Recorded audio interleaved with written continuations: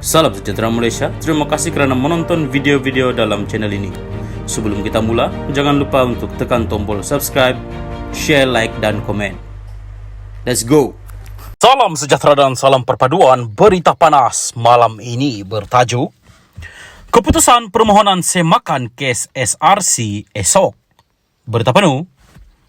Mahkamah Persekutuan akan memutuskan mengenai permohonan Najib Abdul Razak untuk menyemak sabitan dan hukuman bekas Perdana Menteri itu dalam kes rasuah SRC International bernilai RM42 juta esok. Keputusan 5 Hakim Mahkamah Persekutuan yang dipengerusikan oleh Hakim Besar Sabah dan Sarawak, Abdul Rahman Sebli, yang akan diserahkan esok boleh menyebabkan Najib, juga bekas Menteri Keuangan, dibebaskan sepenuhnya daripada 7 pertuduhan salah guna kuasa, jenayah pecah amanah dan pengubahan wang haram.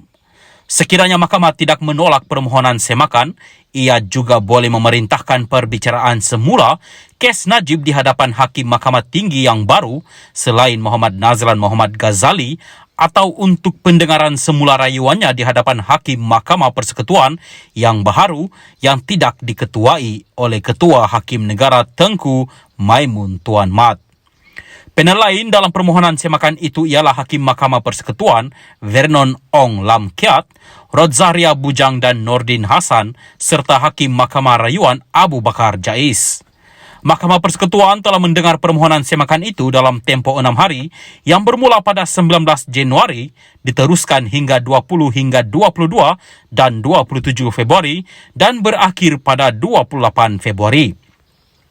Pada 23 Ogos tahun lepas, panel Mahkamah Persekutuan berasingan yang dipengerusikan Tengku Maimun menolak rayuan Najib untuk mengetepikan keputusan bersalahnya serta hukuman penjara 12 tahun dan denda RM210 juta ringgit dalam kes rasuah itu.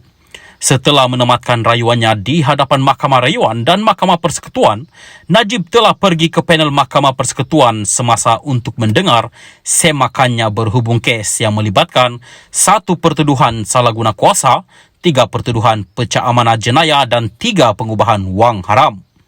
Najib yang kini dipenjara di penjara Kajang juga memfailkan petisyen untuk pengampunan diraja serta petisyen di hadapan Pertubuhan Bangsa-Bangsa Bersatu berhubung dakwaan penahanan sewenang-wenangnya. Melalui permohonan semakan sekarang, Najib berhujah bahawa Hakim Perbicaraan Muhammad Nazlan yang telah dinaikkan dari Mahkamah Tinggi ke Mahkamah Rayuan berada dalam konflik kepentingan apabila mendengar dan memutuskan kes SRC International pada Julai 2020. Najib mendakwa antara lain, Hakim itu didakwa sedar bahawa Maybank Investment, satu entiti kumpulan Maybank, dan Bina Fikir, satu lagi entiti kumpulan Maybank, telah menasihati 1MDB dalam perkara berkaitan penubuhan SRC International. Najib mendakwa konflik kepentingan itu timbul kerana peranan Nazlan sebagai peguam Maybank sebelum ini. SRC merupakan anak syarikat 1MDB sebelum menjadi milik penuh Menteri Keuangan diperbadankan MOF Inc. 1MDB juga dimiliki sepenuhnya oleh MOF Inc. Permohonan semakan Najib juga menyasarkan 3 keputusan lain panel sebelumnya, iaitu keputusan yang menolak permohonannya untuk mengemukakan bukti tambahan untuk mengkukuhkan dakwaannya terhadap Nazlan, keputusan menolak permohonan untuk menangguhkan pendengaran rayuan supaya peguamnya mempunyai lebih banyak masa untuk menyediakan rayuan, dan keputusan menolak permohonannya untuk menyingkirkan Tengku Maimun dari panel hakim atas dakwaan konflik kepentingan. Sekian berita, salam Malaysia Madani. Salam sejahtera dan salam perpaduan. Berita seterusnya bertajuk Kes 1MDB, Roger Ng dijatuhi hukuman penjara 10 tahun. Berita penuh.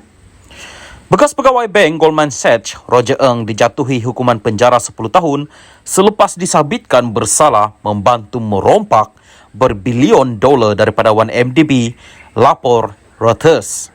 Juri di Mahkamah Persekutuan di wilayah New York City di Brooklyn April lalu mendapati Ng yang meruahkan bekas ketua perbankan pelaburan Goldman di Malaysia bersalah kerana membantu bekas bosnya tim Lesner menyeleweng wang daripada 1MDB, mencuci hasil dan rasuah pegawai kerajaan untuk mendapat perniagaan.